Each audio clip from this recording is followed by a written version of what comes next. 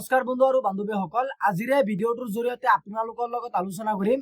ইতিমধ্যে কিন্তু চৰকাৰৰ তৰফৰ পৰা অৰ্থাৎ বাজেট অধিৱেশন আপোনালোকৰ চলি আছে আৰু বৰ্তমান কিন্তু আপোনালোকক আমাৰ মুখ্যমন্ত্ৰী ডক্টৰ হিমন্ত বিশ্ব শৰ্মা ডাঙৰীয়াই কৈছে যে 13 লাখ হিতাধিকাৰীসকলক নতুনকৈ চৰকাৰী ঘৰ প্ৰেৰণ কৰা হ'ব বা প্ৰদান কৰা হ'ব।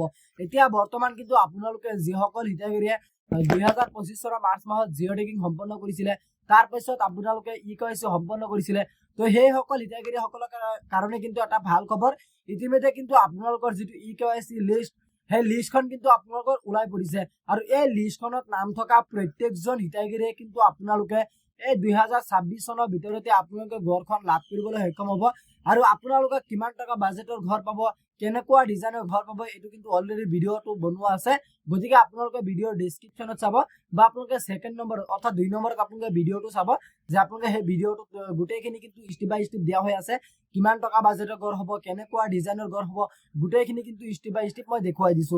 গতিকে আপোনালোকে ই-কেৱাইচি অৰ্থাৎ ভেৰিফিকেশ্যন লিষ্টখন আপোনালোকে কেনেকৈ চেক কৰিব পাৰিব নিজৰ মোবাইলৰ জৰিয়তে, এই লিষ্টখনত নাম থকা প্ৰত্যেকজন ব্যক্তিয়ে কিন্তু আপোনালোকে জিঅ' টেগ ঘৰ লাভ কৰিবলৈ সক্ষম হ'ব।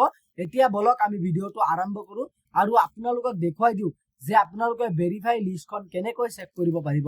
আহক ভিডিঅ'টো আৰম্ভ কৰো। আপোনালোকে জিঅ' টেগ ঘৰৰ ই-কেৱাইচি কমপ্লিট কৰা লিষ্টখন আপোনালোকে কেনেকৈ চেক কৰিব পাৰিব, আৰু এই লিষ্টখনত নাম থকা প্ৰত্যেকজন হিতাধিকাৰীয়ে কিন্তু আপোনালোকে জিঅ' টেগ ঘৰখন লাভ কৰিবলৈ সক্ষম হ'ব। কাৰণ এই লিষ্টত নাম থাকিলে আপোনালোকে ঘৰখন লাভ কৰিব পাৰিব, আৰু এই লিষ্টত নাম নাথাকিলে কিন্তু আপোনালোকে এই জিঅ' টেগ ঘৰ বা চৰকাৰী ঘৰৰ যিকোনো চৰকাৰী ঘৰ আপোনালোকে লাভ কৰিবলৈ সক্ষম নহ'ব। গতিকে আপোনালোকে বহুতে কিন্তু কমেণ্ট কৰি সুধি থাকে যে ডাটা নট ফাউণ্ড বুলি দেখুৱাই। আপোনালোকে চাব, এইটো ভিডিঅ'ৰ ডেছক্ৰিপশ্যনত মোৰ হোৱাটছআপ চেনেলৰ লিংক দিয়া হৈ আছে।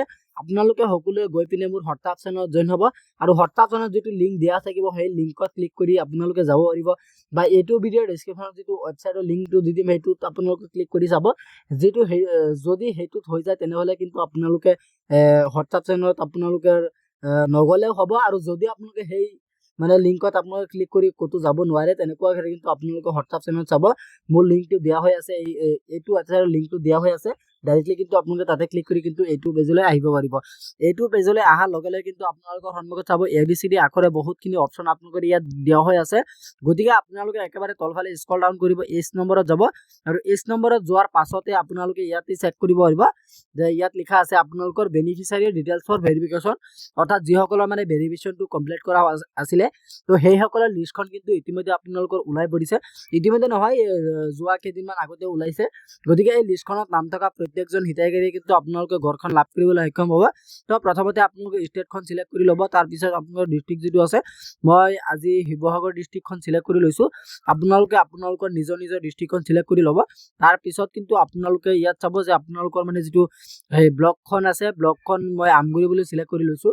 সেইটো ব্লকখন চিলেক্ট কৰাৰ পাছতে কিন্তু আপোনালোকৰ যিটো লিষ্ট আছে বা আপোনালোকৰ যিটো গাঁও পঞ্চায়ত আছে, গাঁও পঞ্চায়তখন আপোনালোকে চিলেক্ট কৰি ল'ব লাগিব। মই আমগুৰি আমগুৰি চিলেক্ট কৰি লৈছোঁ। সেইটো চিলেক্ট কৰাৰ পাছতে কিন্তু আপোনালোকে ইয়াত চাব পাৰিব 2025 আৰু 26টো আপোনালোকে চিলেক্ট কৰিব লাগিব, কাৰণ আপোনালোকে 2025 আৰু 26তে আপোনালোকে ই-কেৱাইচি কমপ্লিট কৰিছিলে বা জিঅ' টেগিং সম্পন্ন কৰিছিলে। তো আপোনালোকে স্কিমটো আপোনালোকে চিলেক্ট কৰিব, প্ৰধানমন্ত্ৰী আৱাস যোজনা গ্ৰামীণ ওপৰৰ প্ৰথম 1 নম্বৰটো আপোনালোকে চিলেক্ট কৰি ল'ব। তাৰ পাছতে কিন্তু আপোনালোকে তলফালে আকৌ স্ক্ৰল ডাউন কৰিব, ইয়াত আপোনালোকে চাব ছাবমিট বুলি এখন অপশ্যন আছে, ছাবমিটত আপোনালোকে ক্লিক কৰি ল'ব। ছাবমিটত আপোনালোকে ক্লিক কৰিব লাগিব, আৰু যেতিয়া নেকি আপোনালোকে ছাবমিটত ক্লিক কৰিব তাৰ পাছতে কিন্তু আপোনালোকৰ যিটো ৱেবছাইট আছে, ৱেবছাইটখন লোডিং কৰা হ'ব, আৰু আপোনালোকৰ সন্মুখত চাব এনেকুৱাকৈ আপোনালোকৰ নামখন সহ আপোনালোকৰ ৰেজিষ্ট্ৰেশ্যন নাম্বাৰ সহ আপোনালোকৰ এইটো আহি যাব, আৰু আপোনালোকে এই নামখন বা এই ৰেজিষ্ট্ৰেশ্যন নাম্বাৰখন আপোনালোকৰ কামত আহিব। আপোনালোকে যিসকল হিতাধিকাৰী আজিৰ এই ভিডিঅ'টো চাই আছে, আপোনালোকে প্লিজ নেক্সট ভিডিঅ'টো আপোনালোকে চাবলৈ নাপাহৰিব, কাৰণ মই আপোনালোকক নেক্সট ভিডিঅ'ত দেখুৱাই দিম যে আপোনালোকৰ এই যিটো ৰেজিষ্ট্ৰেশ্যন নাম্বাৰ আছে, এই ৰেজিষ্ট্ৰেশ্যন নাম্বাৰ দি আপোনালোকে কেনেকৈ চেক কৰিব পাৰিব যে আপোনাৰ নামত ঘৰখন কেতিয়া আহিব, বা আপোনালোকে যদি অথনি আপোনালোকে ঘৰখন লাভ কৰিছে, কিমান টকা বাজেটৰ ঘৰখন লাভ কৰিছে, প্ৰথম কিস্তি কেতিয়া পাইছে, বা দ্বিতীয় কিস্তি আপোনালোকে কেতিয়া লাভ কৰিব পাৰিব, বা আপোনালোকে ঘৰখন কেতিয়া লাভ কৰিবলৈ সক্ষম হ'ব, গোটেইখিনি কিন্তু আপোনালোকৰ ডিটেইলছটো জানিব পাৰিব।